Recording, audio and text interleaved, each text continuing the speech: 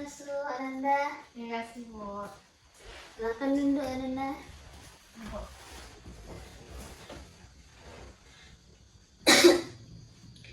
Baik, terima kasih Ananda sudah berkenan hadir pada hari ini. Bu senang kali. Jadi gimana kabarnya hari ini Ananda? Alhamdulillah baik, Bu. Tadi gimana perjalanan hari ini, lancar? Alhamdulillah lancar, Bu. Tadi berangkat sendiri apa gimana? Iya, kebetulan saya tadi datangnya ke sini sendiri, Bu. Oh, sendiri ya. Iya. Baik, sebelum kita mulai, kita perkenalan dulu ya. Baik, Bu. Oke, jadi nama Ibu Mutia Naila Fairuz, bisa dipanggil Bu Naila. Nah, Ananda sendiri siapa namanya? Nama saya Fiona Setia Putri, Bu. Biasa dipanggil Fiona. Fiona ini statusnya mahasiswa atau masih SMA? Masih SMA, Bu. Masih Kebetulan kelas 12 sekarang, Bu. kelas 12 ya. Oh ya, oke Fiona, makasih ya Fiona. Baik, sebelum kita mulai, Fiona sebelumnya pernah melakukan konseling individu belum? Belum ada, Bu. Belum ya? Belum, Bu. Oke, baik. Jadi Ibu akan menjelaskan dulu ya. Jadi konseling individu itu dimana ada merupakan layanan BK, yang dimana ada konselor yaitu Ibu sendiri yang tugasnya untuk mendampingi Fiona, yaitu sebagai konseli, yang dimana untuk mengatasi masalah seperti masalah pribadi, sosial, belajar, dan karir. Nah, tujuannya itu supaya Fiona itu bisa memahami perasaan Fiona, terus bisa mengatasi masalah Fiona juga dan mencari solusi yang terbaik untuk Fiona ke depannya. Nah, di sini Fiona nggak perlu takut dan ragu karena di sini bersifatnya kerahasiaan. Jadi ibu akan jaga apa yang Fiona katakan, apa yang Fiona bilang itu. Jadi ibu akan jaga rahasianya dan tidak akan sebarluaskan. Jadi Fiona boleh cerita bebas sebebas mungkin. Nah, Fiona paham? Paham, Bu. Oke, kalau Fiona paham, kita mulai sekarang aja ya. Boleh, Bu. Oke. Nah, sekarang Fiona boleh cerita sekarang. Menurut Fiona nih, akhir-akhir ini Fiona ada nggak ngerasain atau yang Fiona pikirkan akhir-akhir ini? Ada, Bu. Fiona ada sedikit masalah. Masalah ya? Iya, Bu. Fiona ada masalah di sekolah tentang teman, Bu. Tentang teman. Masalah tentang apa itu Fiona? Masalahnya itu kayak gimana ya, Bu? Susah Fiona jelasinnya. Pelan-pelan aja Fiona ceritanya. Jadi teman Fiona itu kayak apa-apa itu dia, Bu. Papa dia itu kayak gimana contohnya? Kayak contohnya nih, kami lagi ngumpul. Ya. Terus ketika ngumpul kan curhat tuh, Bu. Saya sama teman kan curhat. Jadi saling-saling bagi cerita lah, Bu. Datanglah dia. Nanti kayak yang dia ini curhat juga, Bu. Kayak jadi ketika kami lagi bicara, dia juga ikut bicara, Bu. Kayak dipotong pembicaraan gitu loh, Bu. Lalu gimana perasaan Fiona terhadap sikap dia seperti itu? Merasa kesel aja, Bu. Soalnya kayak merasa nggak dihargai gitu. Selain sikap dia seperti itu, ada nggak yang bikin Fiona merasa nggak nyaman? Ada, Bu. Dia juga orangnya suka ngada-ngada gitu, Bu. Ngada-ngada seperti apa itu? Kayak suka membuat gimana ya, Bu? Suka mengatakan hal yang tidak sesuai dengan fakta. Contohnya itu seperti apa ya, Nah? Kayak contohnya nih, Bu, lagi bikin tugas. Ya. Terus dia bilang sama tugas kelompok, dia bilang sama guru kalau yang bikin tugas kelompok itu cuma dia, Bu. Padahal kan kami juga ikut serta. Mungkin iya dia yang bikin materi PPT-nya, tapi kita juga kan ikut andil dalam pembuatan tugas itu, Bu. Lalu perasaan Fiona dan teman-teman Fiona itu gimana sikap dia seperti itu? Ya merasa kesel, Bu, kayak apa yang kami usahakan kan kayak nggak dihargain gitu, Bu. Iya sih, udah jelas kesel ya. Fiona teman-teman merasa nggak dihargai seperti itu kan? Iya, Bu, kayak nggak dihargai, kerja kami nggak dihargain, terus bohong juga kan, Bu. Berarti ini udah sering terjadi ya. Berarti ini sejak kapan Fiona ngerasa dia kayak gitu? Udah berkali-kali, Bu, tapi akhir-akhir ini merasa lebih parah aja, Bu. Lebih parah seperti apa contohnya itu Fiona? Nggak ada contoh lebih signifikan sih, Bu, tapi Fiona ngerasa aja dulu dia cuma pemotong pembicaraan, tapi sekarang udah ngada-ngada, Bu. Udah bertambah-tambah aja. Udah bertambah-tambah aja ya. Secara pribadi Fiona ada ngerasa nggak kalau Fiona itu ngerasa dihargai nggak sama dia itu? Ada pernah Fiona merasa nggak dihargain, Bu. Waktu itu Fiona pengen curhat. Jadi Fiona punya masalah, jadi pengen curhat, Bu. Fiona curhatnya sama dia. Terus gimana? Terus pas Fiona mau udah curhat, belum sampai curhat Fiona, dia udah memotong, Bu. Dia udah curhat juga apa yang dia rasain, Bu. Pasti Fiona merasa sedih ya. Fiona lagi butuh teman untuk cerita, tapi ceritanya belum cerita sampai selesai. Iya, Bu. Fiona merasa sedih banget, soalnya kayak Fiona lagi butuh teman curhat nih, tapi dia juga curhat. Pasti Fiona sedih ya. Fiona lagi butuh teman curhat, tapi cerita Fiona itu nggak sampai selesai gitu. Iya, Bu, sedih banget rasanya, kayak nggak dihargain gitu cerita Fiona. Terus reaksi Fiona itu apa kepada dia? Fiona ada ngomong nggak sama dia? Enggak, Bu, Fiona diam aja. Kenapa nggak ngomong aja ke dia, Fiona? Takutnya ketika Fiona ngomong sama dia tersinggung, Bu. Karena berarti Fiona takut tersinggung ya, takut ngerusak pertemanan Fiona sama dia. Iya, Bu, Fiona takut nanti ketika Fiona ungkapin apa yang Fiona rasa, dia jadi sakit hati sama Fiona, Bu. Jadi takut untuk merusak pertemanan, Bu. Jadi udah berapa kali Fiona memendam rasa Fiona ini, nggak bercerita ke teman Fiona itu? Udah sering, Bu, bahkan udah berkali-kali rasanya, Bu. Terus gimana perasaan Fiona sekarang setelah memendam berkali-kali perasaan Fiona kayak gitu?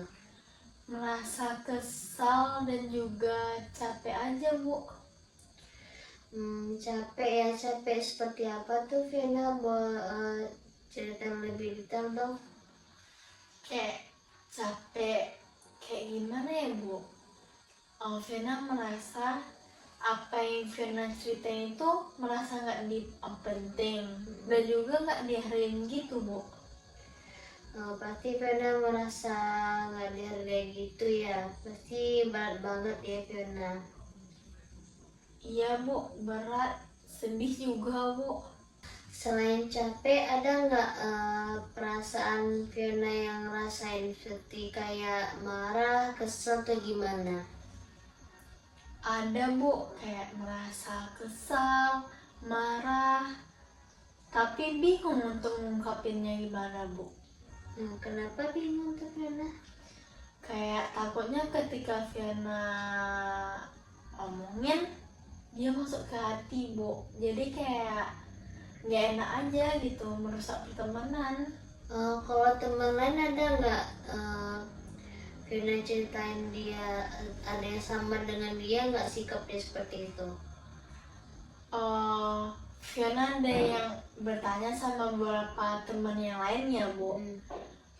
Ada teman-teman yang lain juga ngerasain hal yang sama Bu, bukan cuma Fiona sendiri yang ngerasain kayak gitu Bu. Terus mereka ngapain ya? Mereka tetap berteman sama dia apa gimana?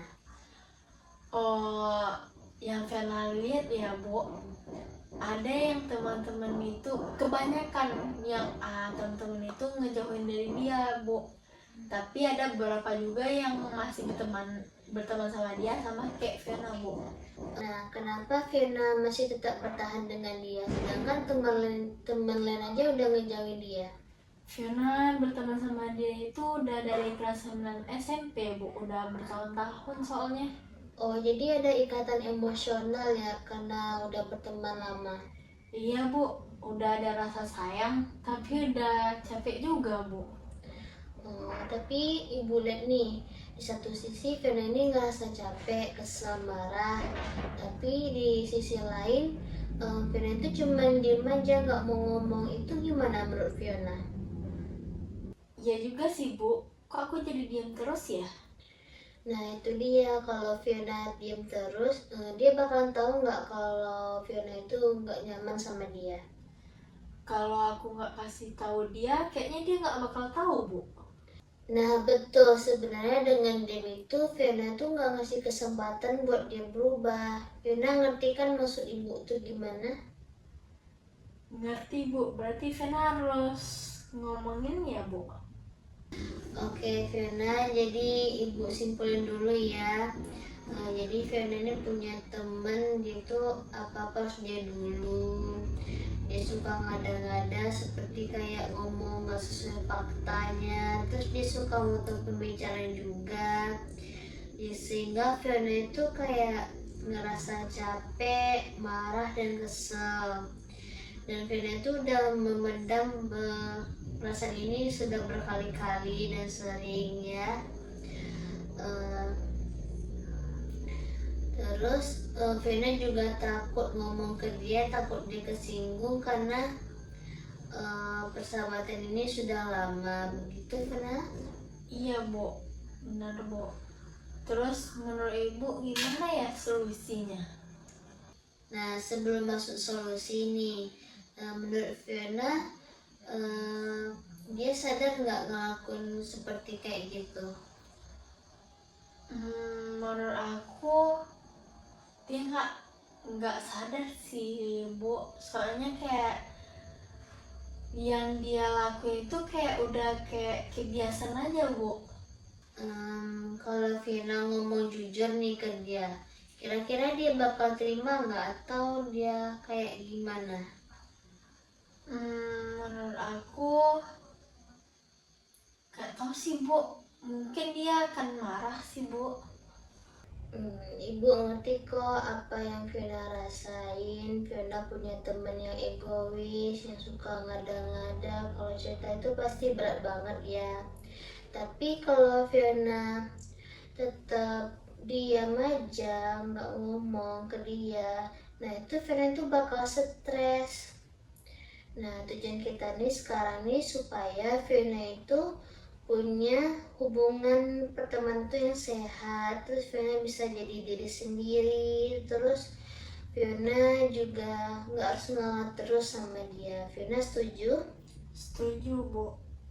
Nah ibu ini ada beberapa cara nih. Yang pertama dengan cara ngomong dengan jujur tapi dengan cara baik-baik. Nah contoh ini kayak ngomong aku bukan kamu. Contohnya kayak gini, aku ngerasa sedih banget kalau setiap aku ngomong ini selalu dipotong, bukan kamu egois banget, bukan kayak gitu. Nah terus ungkapin perasaan Fiona sendiri. Contohnya kayak gini, aku ngerasa nggak dihargai loh kalau kayak gini. Nah seperti itu. Oke, jadi cara yang kedua itu dengan cara kasih batasan. Jadi misalkan kalau dia ngomong potong pembicaraan. Nah, Fiona tinggal bilang, bentar aku belum selesai bicara. Nah, kalau misalkan dia masih suka ngada-ngada juga, Fiona tinggal bilang, aku masih ingat kok, kemarin kita ngerjain bareng-bareng. Nah, yang ketiga itu dengan kasih jaga jarak. Jadi kalau misalkan dia belum berubah juga, Fiona tinggal kasih jarak ke dia juga. Kasih jarak bukan berarti putus pertemanan. Jadi ini untuk kesehatan mental Fiona sendiri. Nah, setelah mendengar penjelasan tadi, menurut Fiona bisa nggak ngomong ke dia? Pengen Bu, tapi Fiona juga takut. Nggak apa-apa Fiona, takut itu merupakan hal wajar. Ibu dan Fiona itu mempunyai penguatan keinginan lebih besar untuk berubah. Tetap Fiona itu masih kesal juga sama dia, tapi Fiona juga pengen hubungan itu lebih sehat. Iya Bu, Fiona pengen berubah. Fiona juga pengen memiliki persahabatan itu yang lebih sehat Bu. Nah, keinginan Fiona itu udah kuat. Yang penting Fiona itu yakin aja. Ibu percaya Fiona pasti bisa ngomongin ke dia. Iya Bu, Fiona juga pengen coba. Jadi dari pilihan ketiga tadi itu mana yang mau Fiona lakuin untuk pertama? Fiona mau coba yang jujur sama dia Bu, yang Ibu ajarin tadi. Oke. Itu udah bagus. Fiona udah berani ambil keputusan. Ibu yakin Fiona pasti bisa.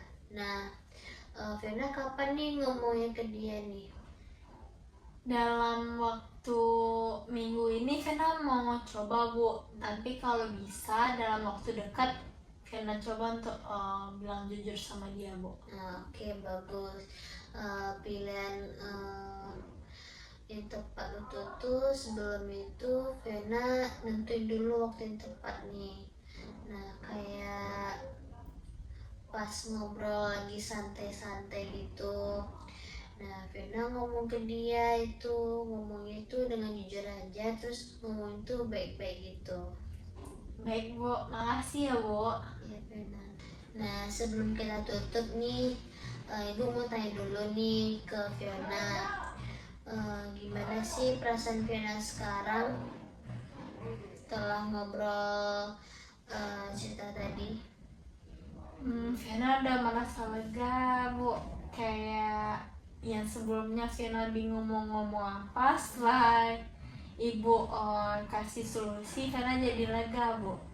Lega ya, oke. Alhamdulillah ya kalau Fiona udah lega, berarti ini udah membantu Fiona ya.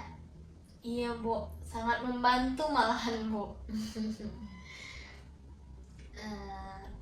Oke, gimana kalau besok kita ketemu lagi minggu depan hari Jumat jam 2, gimana, setuju? Insya Allah setuju Bu. Oke, deal ya. Nah, karena waktunya udah mau habis nih, Ibu terima kasih kepada Fiona. Ibu senang banget bisa ngobrol sama Fiona. Ibu lihat Fiona ini udah berani untuk ngambil langkah ini, dan Ibu yakin Fiona pasti bisa ngomong ke teman Fiona ini. Nah, untuk itu kalau ada apa-apa Fiona bisa hubungin Ibu nanti. Baik Bu, makasih banyak ya Bu. Ya Fiona, nah sebelum itu kita tutup dulu, membaca doa dulu ya. Baik, doa dimulai. Selesai. Nah, baik, kita tutup dulu ya sesi konseling individu ini Fiona. Saya Ibu akhiri. Assalamualaikum warahmatullahi wabarakatuh. Waalaikumsalam warahmatullahi wabarakatuh.